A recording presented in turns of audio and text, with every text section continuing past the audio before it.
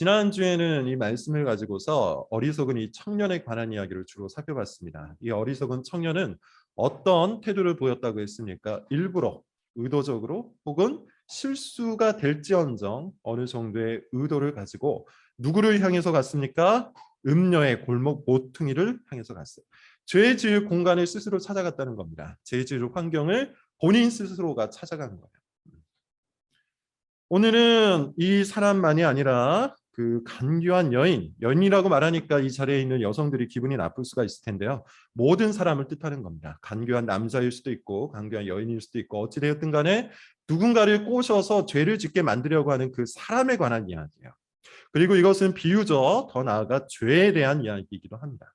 자, 어찌됐든 간에 이 간교한 사람, 그의 특징 몇 가지를 볼 수 있는데 11절, 12절을 보면 어떤 특징이 있습니까? 떠든다고 합니다. 완악하다고 하고 그의 발이 집에 머물지 않고 여기저기를 돌아다니면서 사람을 기다린대요. 꼬실 사람, 유혹할 사람. 그래서 이 사람의 특징은 뭐냐면 말을 잘해요. 5절에 보면 이런 표현이 나옵니다. 말로 호리는 이방 여인이라고 하는데 말로 호린다라는 이 히브리어가 할라크라는 단어인데 무슨 뜻이냐면 올리브 기름에 입을 맞추다, 아첨하다 뭐 이런 뜻이에요. 원어적인 의미를 조금만 추적해 보면 이런 뜻이더군요. 정확히 말하자면 그 사람이 기다리는 말을 타이밍을 노렸다가 해주는 것이라고 이야기해요. 할라크, 호리는 말. 무슨 뜻이라고요? 그 사람이 원하는 말, 그 사람이 기다리는 말을 타이밍을 노렸다가 해주는 말. 이게 아첨하다. 호리는 말이라고 이야기해요. 이 간교한 사람, 누군가를 꼬시려고 노력하는 이 사람의 특징이 그와 같다고 합니다. 그래서 말을 굉장히 잘해요. 입술에 기름을 바른 것처럼 말을 아주 잘하고 그 사람이 듣기 좋아하는 말을 해준다는 겁니다. 그리고 그런 말을 하고 그런 말에 넘어갈 사람을 찾아서 돌아다닌다고 이야기를 하죠. 이게 그의 첫 번째 특징이에요. 두 번째 특징이 사실 더 충격적인데요. 14절에 보면 이런 말이 있습니다. 내가 화목제를 드려 서원한 것을 오늘 갚았노라. 이게 무슨 말일까요? 화목제는 우리가 레위기에서 살펴본 것처럼 5가지의 제사 중에 하나인데 이 화목제는 다른 사람들과 함께 드린 바친 제물을 나눠 먹는 그런 제사의 방법이에요. 다시 이야기하면 신약의 관점에서 성도의 교제를 말하는 겁니다. 이 간교한 사람은 내가 화목제를 드렸다. 그리고 이제 그걸 나눠 먹을 사람이 필요하다.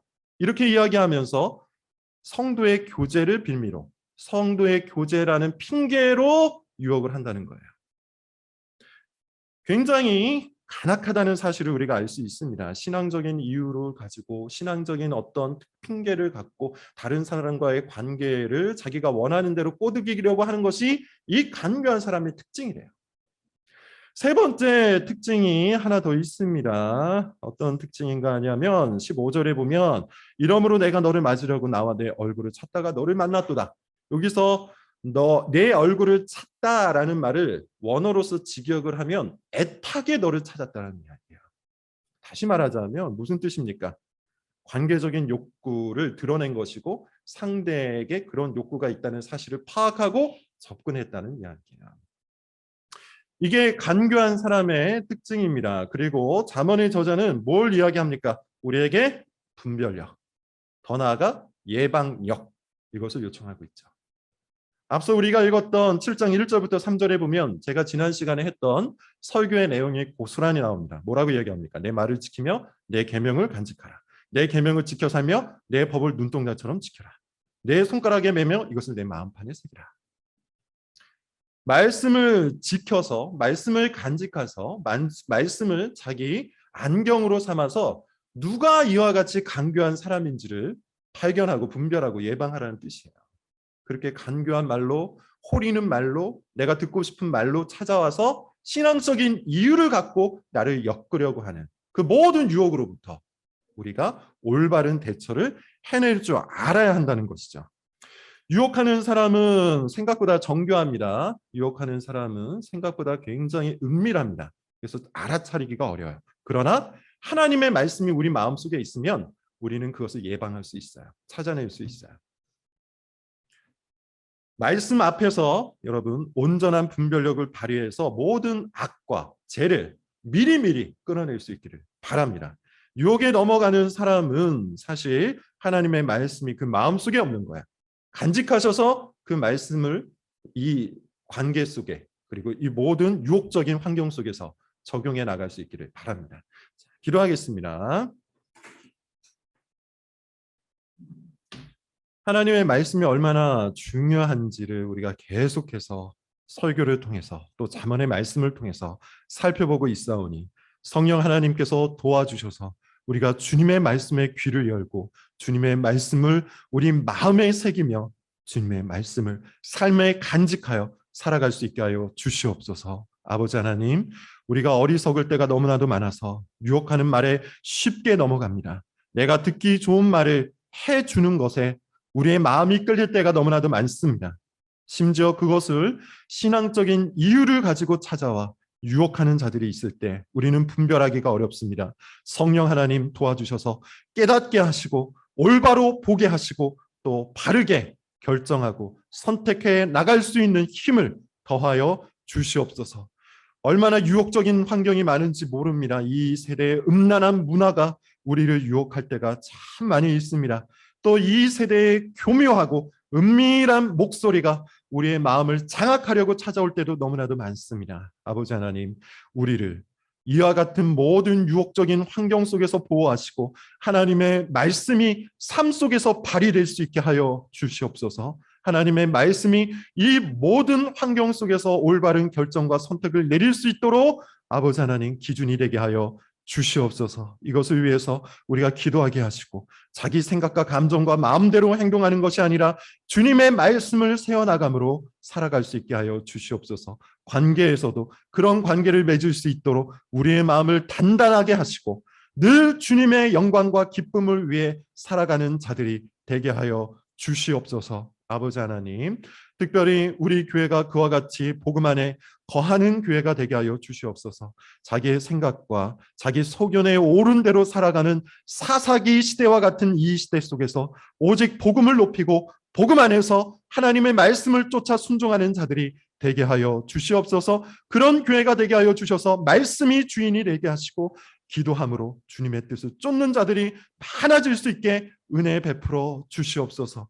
우리의 연약함 속에 주님께서 찾아와 주셔서 임마누엘 하여 주셔서 우리를 불러주시고 말씀하여 주시고 힘을 주시고 설득하여 주시옵소서. 주님의 뜻대로 살아가는 자들이 다 되게 하여 주시옵소서. 하나님, 특별히 우리가 살아가는 중에 어려운 일들을 겪을 때가 있습니다. 관계적인 부분에 있어서 그리고 직장에서 그리고 여러 가지 많은 환경 속에서 어려움을 겪고 공고함이 우리의 삶을 지배할 때가 많습니다. 그래서 우리의 영혼과 우리의 감정이 피폐해질 때도 참 많이 있사오니 주님, 그럴 때마다 우리가 주님 앞에 무릎을 꿇게 하시고 다윗과 같이 주님 앞에서 우리의 눈물로 침상을 띄우는 기도자들이 다 되게 하여 주시옵소서. 그러할 때 우리 가운데 찾아오시고 우리 가운데 위로하시고 우리 가운데 함께 하시는 하나님의 놀라우신 기적을 다 맛볼 수 있게 하여 주시옵소서. 지친 자들, 피곤한 자들, 아픈 자들, 지쳐있고 침체되어 있는 모든 자들이 오늘 주의 말씀을 듣고 일어나게 하시고 다시 한번 주님 앞에서 주의 영광을 위해 사는 결심을 하게 하여 주시옵소서. 예수님의 이름으로 기도드립니다. 아멘. 오늘 본문의 말씀입니다. 마태복음 6장 33절.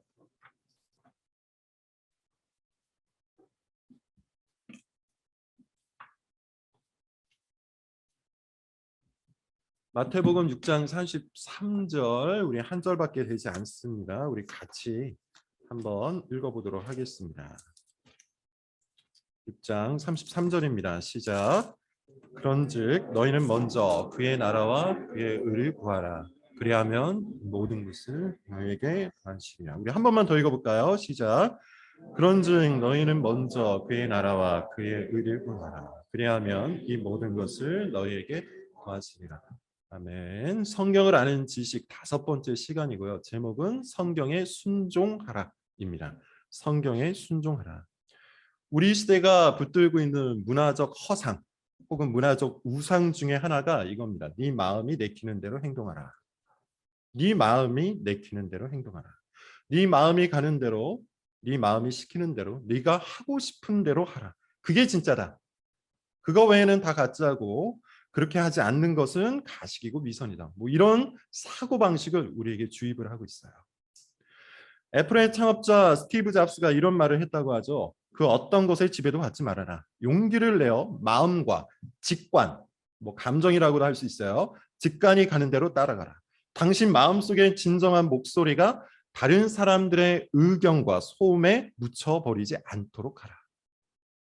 돌아가신 스티브 잡스라는 분께서 이런 말을 해서 많은 사람들이 이 말을 자기의 좌우명으로 삼고 있다고 합니다. 알다시피 스티브 잡스는 선불교라는 종교에 굉장히 깊이 빠져 있었죠. 지금 스티브 잡스의 이 말도 사실 선불교의 가르침이에요. 전형적인 메시지입니다. 선불교는 불교와 조금 다릅니다. 불교는 그래도 여러 가지 경전이 있죠. 뭐 우리나라 같은 경우는 팔만대장경으로 알려져 있는 불교만의 경전이 있고 그 경전을 열심히 공부하고 그 경전에 따라서 행동을 합니다. 근데 선불교는 좀 달라요. 선불교는 참선이 훨씬 더 중요해요. 참선. 참선이 뭡니까? 쉽게 말하자면 자기 마음을 들여다보는 명상 같은 거예요. 그래서 선불교가 주장하기를 분립문자다라고 얘기해요. 분립문자. 무슨 말이냐 하면 문자로서 가르침을 세울 수 있는 것이 아니다라는 뜻이에요. 분립문자. 문자로서 가르침을 세울 수 없다. 그렇다면 어떻게 가르침을 배울 수 있을까요? 어떻게 가르침을 받을 수가 있을까요? 스스로 자신의 내면을 참고하여 깨닫는다.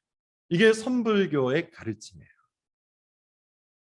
최근 요가라든지 명상이라든지 마음 공부라든지 이런 것들이 유행하는 것도 큰 흐름에서 보면 이런 우리 시대의 헛된 사상 중 하나예요. 그런 흐름 중 하나예요. 이와 같은 허상은 선불교 안에만 제한되지 않습니다. 우리 시대의 문화 그 자체가 되어버렸어요. 아마 한 번 정도는 TV를 보다가 본 적이 있을 거예요. 윤여정이라는 배우가 나와서 광고에서 이런 말을 합니다. 니들 마음대로 사세요. 광고 컨셉상 니네 마음대로 옷을 사라 뭐 이런 뜻이겠지만 동시에 중의적인 표현이죠. 니네 마음이 가는 대로 살아가세요 라는 뜻이 포함되어 있어요. 하고 싶은 대로 해라. 마음 가는 대로 해라. 하기 싫은 일은 하지 말아라. 이것은 요즘 젊은 사람들이 좋아하는 강의 영상의 주요 주제이기도 합니다. 여러분께서 유튜브를 열어서 이런 주제어를 넣으면 많은 영상들이 뜰 거예요. 예컨대 제가 본 영상에는 이런 말이 있습니다. 나름대로 먹고 살만했지만 거기에는 내 꿈도 없었고 그렇게 그 일이 너무 하기 싫더라. 그래서 비록 어렵고 힘들지만 모든 걸 다 던지고 내가 하고 싶은 일을 했더니 돈은 못 벌었지만 행복하더라. 라고 성공한 연예인이 나와서 이야기를 했어요. 댓글을 보았더니 공감이 주를 이루었습니다. 나도 그렇게 살고 싶다 등등의 댓글이었어요. 문화 현상은 곧 개인 현상이 됩니다. 무슨 뜻이냐 하면 문화가 커다란 트렌드를 만든다면 각 개인들은 그런 트렌드를 받아서 자기의 사상과 삶을 만들어 간다는 것이죠. 문화가 한 사람의 사상을 지배한다는 겁니다. 예컨대 많은 사람들은 이런 말도 싫어할 거예요. 요즘 젊은 사람들은 이런 말도 싫어할 거야. 내가 왜 문화의 지배를 받는가? 나는 굉장히 독립적인 사람이고 아주 창의적이고 꽤나 통찰력이 있는 사람이다. 다른 사람은 몰라도 나는 나다. 난 문화의 지배를 받지 않는다. 나는 문화를 뛰어넘을 정도의 독특한 사상을 가지고 있는 사람이다. 그런데 여러분 이런 생각 자체도 사실은 문화 현상 중 하나예요. 우리가 살아가고 있는 문화는 무엇인가에 속하기를 거부하는 문화입니다. 무엇인가에 영향받기를 거부하는 문화예요.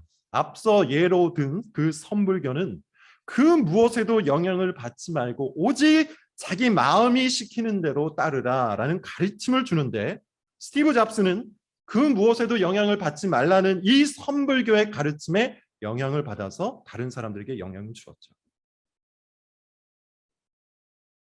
무슨 말을 하려고 하는지 아실 겁니다. 하고 싶은 대로 하라. 하기 싫은 일을 하지 말아라. 이것은 우리 시대가 우리에게 주입하고 있는 사상이라는 거예요. 만약에 이것이 여러분의 삶을 결정하는 잣대라면 여러분은 우리 시대의 문화적 허상에 지배를 받고 있는 겁니다. C.S. 루이스라는 아주 유명한 분이 계시죠. 책은 안 읽으셨어도 한 번 정도는 들어봤을 법한 아주 훌륭한 분입니다. 그분께서 피고 속의 하나님이라는 책에서 이 같은 현상이 교회 가운데도 파고들었다고 지적을 하고 계세요.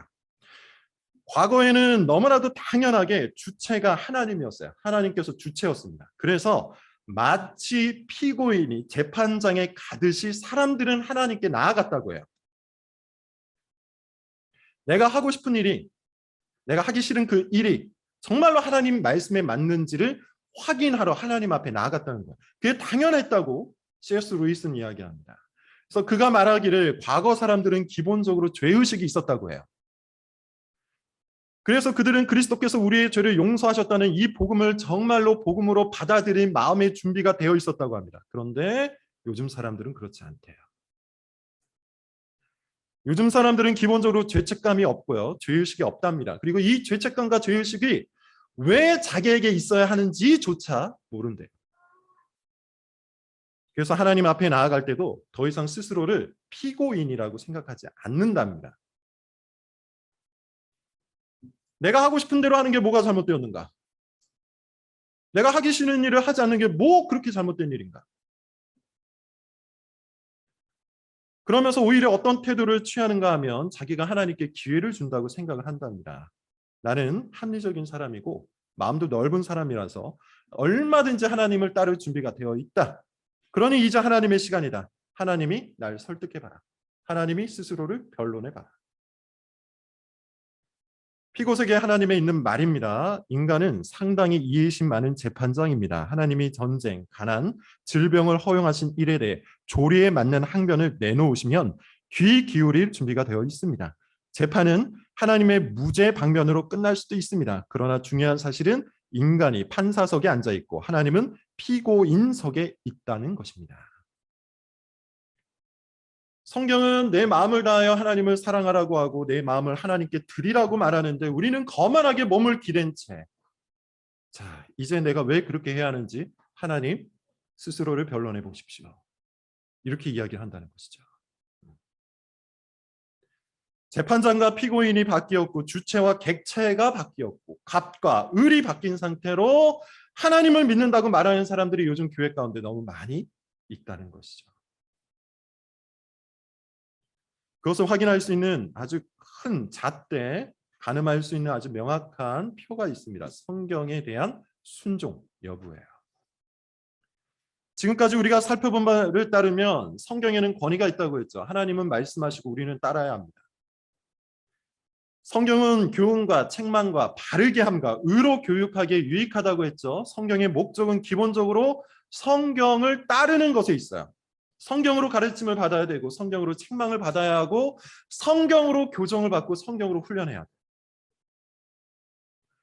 우리 마음을 따르는 것이 아닙니다. 우리가 하고 싶은 대로 하고 하기 싫은 일은 하지 않아도 되는 것이 아닙니다.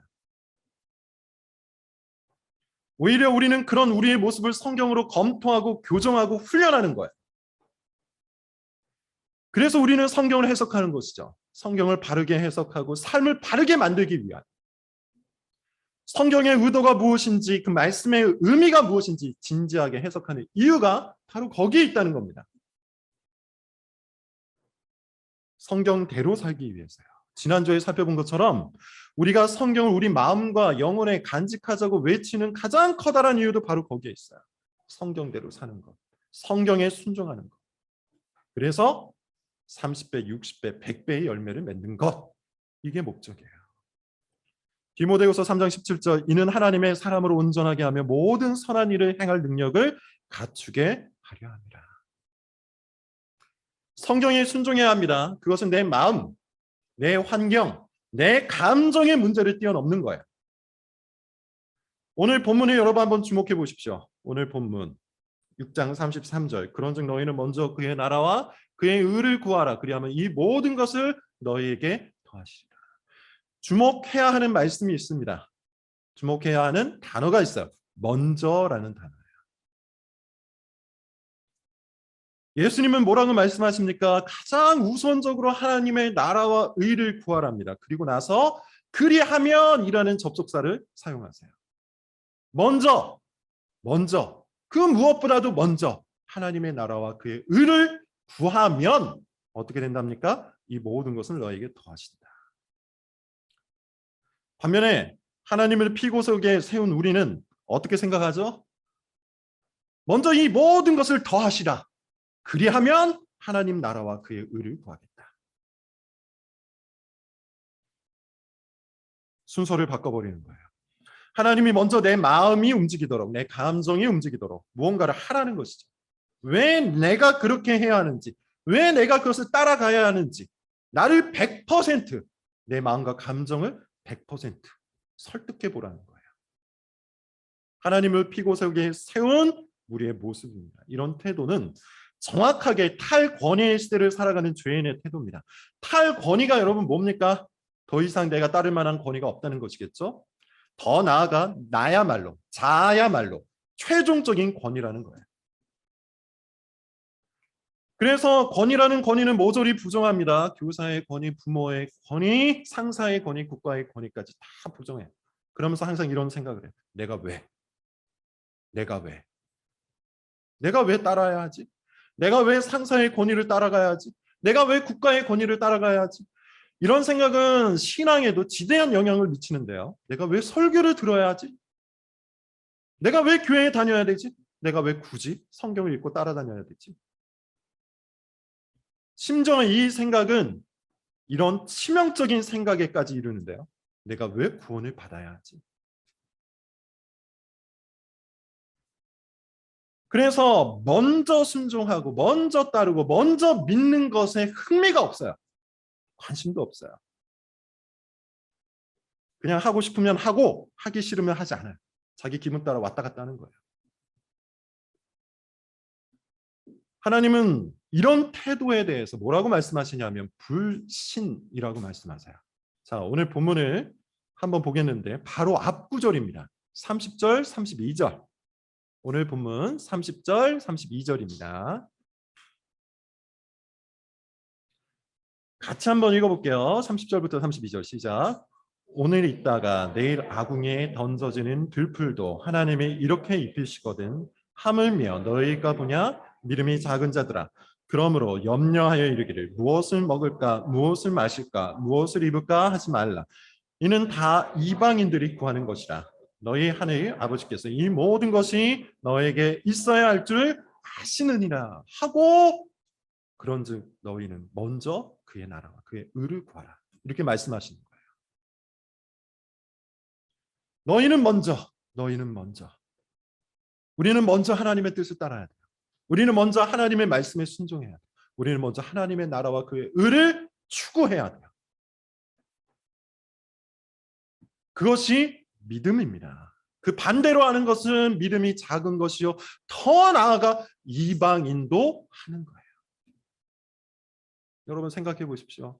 불신자들도 자기가 충분히 설득되면 얼마든지 그 일을 하지 않습니까? 불신자들도 얼마든지 여러 가지 사례가 있고 그것이 실증이 되면 실증으로 다가오면 그 일을 하죠. 그러나 하나님께서는 우리에게 믿음을 요구하세요. 믿음은 먼저 순종하는 거예요. 성경에 먼저 순종하기 위해서 가장 중요한 것이 있습니다. 감정을 따르지 말고 성경을 따라야 한다는 거예요. 이 사실을 여러분 꼭 기억해 놓으시기를 바랍니다. 감정이 기준이 아니요, 성경이 기준이에요. 우리가 아는 아주 커다란 착각 중에 하나가 있습니다. 감정이 오지 않으면 행동하지 않아도 된다. 이것은 감정을 신앙의 기준으로 삼는 태도죠. 내 감정이 아직 거기까지 미치지 않았다. 그러니 나는 안 하는 게 낫겠다. 감정이 없는데 행하는 것은 위선 아닌가? 나름대로 신앙적이라고 생각하는 사람이 스스로를 합리화하면서 하는 말이에요. 굉장히 큰 착각의 오해여 싫습니다. 적어도 위선적이지는 않겠지만 불순종하는 것은 매한가지야. 그는 단지 위선적이지 않은 불순종을 하는 것일 뿐이에요. 성경을 잘 보시면 우리의 감정과 상관없이 명령을 내릴 때가 너무나도 많습니다. 감정을 뛰어넘어서 순종하라는 거예요. 방금 우리가 읽은 말씀도 여러분 한번 보십시오. 마태복음 6장 30절을 보면 그 이하를 보면 어떤 감정을 뛰어넘으라고 합니까? 염려라는 감정, 근심이라는 감정, 걱정이라는 감정을 뛰어넘어서 믿음으로 순종하는 거예요. 그런데 우리는 종종 어떻게 생각하죠? 염려와 걱정과 근심의 감정에 휩싸여 있을 때는 아무것도 하지 않아도 된다고 생각해요. 그게 맞다고 믿어요. 염려를 지우고 순종하겠습니다. 걱정을 마무리하고 순종하겠습니다. 이렇게 생각한다는 겁니다. 그러나 하나님은 뭐라고 말씀하세요? 염려가 있어도 염려를 제거하기 전에 오히려 그 염려를 껴안고 순종하라고 하세요. 한 가지만 더 볼까요? 마태복음입니다. 5장 43절 44절입니다. 마태복음 5장 43절부터 45절까지인데 44절까지만 한번 읽어볼게요. 시작. 또 내 이웃을 사랑하고 내 원수를 미워하라 하였다는 것을 너희가 들었으나 나는 너희에게 이르노니 너희 원수를 사랑하며 너희를 박해하는 자를 위하여 이웃을 사랑하고 원수를 미워하라. 이건 어떻습니까? 이것도 쉬운 건 아니지만 그래도 상대적으로는 쉽죠. 왜 그래요? 좋아하는 사람을 좋아하는 것, 싫어하는 사람을 싫어하는 것. 그건 별로 그렇게 어려운 일은 아니기 때문에. 그냥 감정대로 하라는 말이죠. 그런데 예수님께서 뭐라고 말씀하세요? 원수를 사랑하래요. 무슨 말입니까? 싫어하는 사람에게도 사랑을 베풀라는 이야기예요. 얼마나 다릅니까? 우리가 믿고 있는 바, 그리고 우리 시대와 우리 문화가 우리에게 전달하는 이 메시지와 얼마나 다릅니까? 우리가 믿고 있는 바는 뭡니까? 우리 시대가 전하고 있는 메시지는 뭡니까? 감정이 시키는 대로 하라는 것이죠. 기분대로 하라는 것이죠. 그게 맞다고 합니다. 싫으면 싫어한다. 좋으면 좋아한다. 그렇게 자기 기분과 감정을 따라 행동하는 게 맞대요. 그러나 성경에 순종하는 것은 감정이 기준이 아니에요. 오히려 감정을 뛰어넘는 겁니다. 기분이 기준이 아니에요. 그 기분을 뛰어넘는 거예요. 하나만 더 보겠습니다. 이번엔 구약 말씀입니다. 잠언 15장 18절.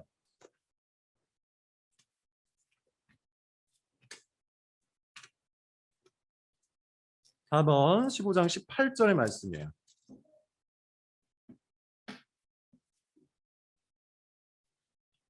자, 같이 한번 읽어볼게요. 시작.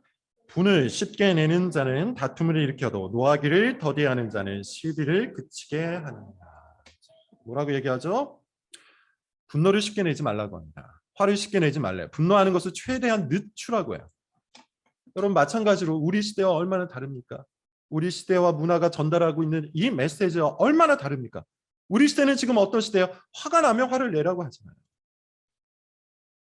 짜증이 나면 짜증을 내라고 하고 기분이 나쁘면 기분 나쁜 티를 팍팍 내래요. 그게 마음 건강에 좋답니다.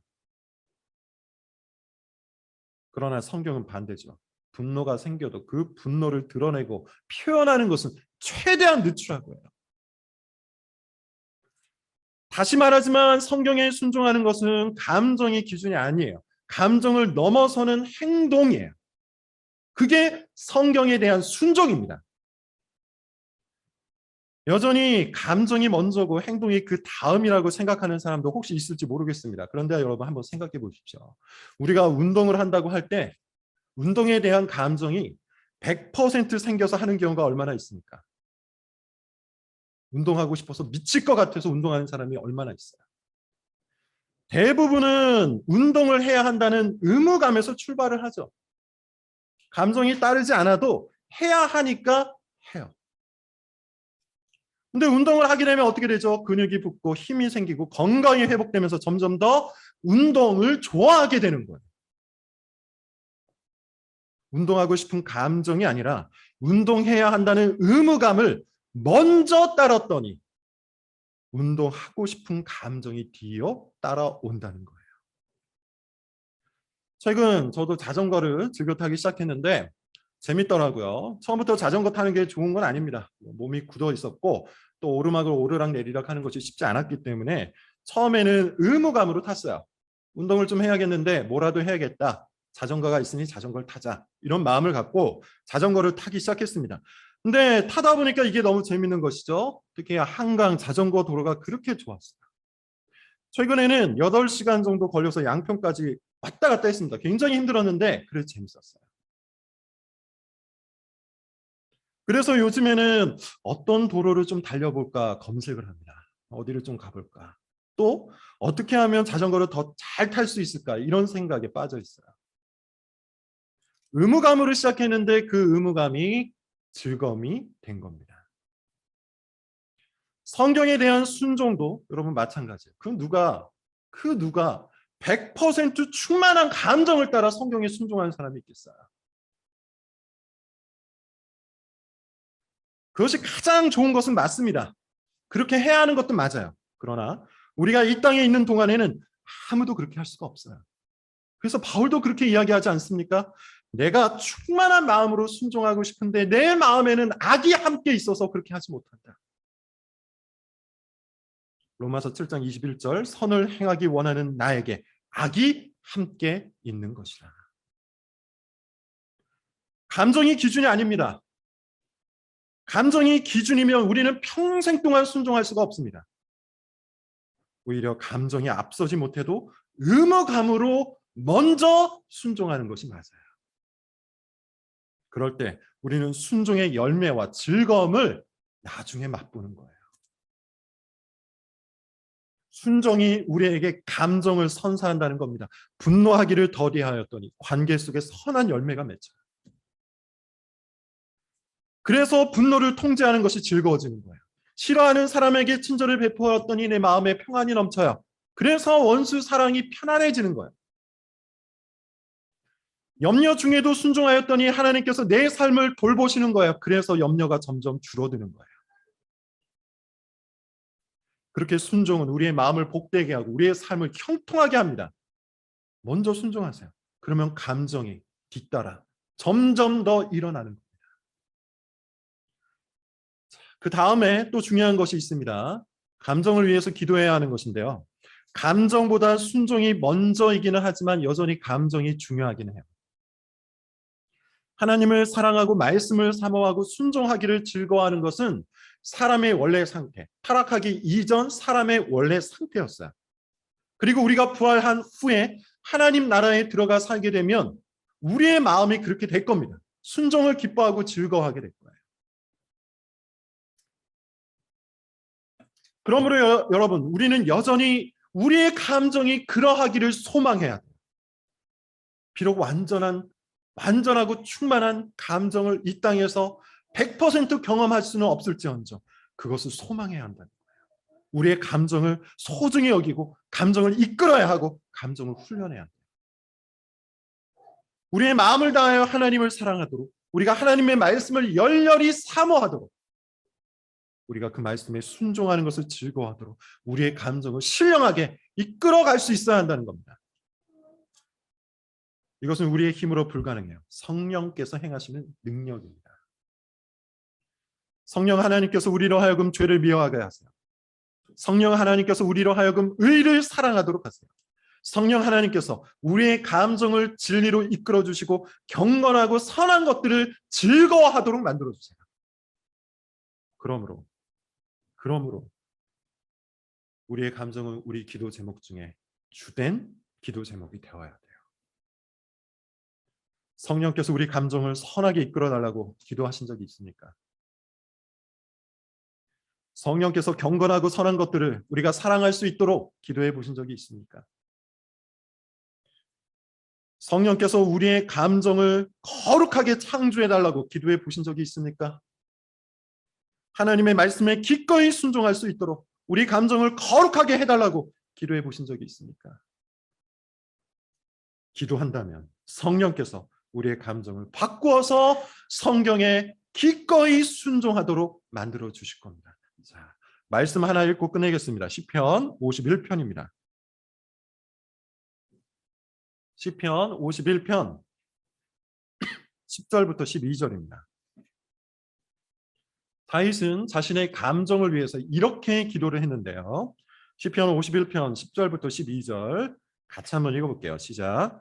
하나님이여 내 속에 정한 마음을 창조하시고 내 안에 정직한 영을 새롭게 하소서. 나를 주 앞에서 쫓아내지 마시며 주의 성령을 내게서 거두지 마소서. 주의 구원의 즐거움을 내게 회복시켜 주시고 자원하는 심령을 주사 나를 다윗처럼 기도합시다.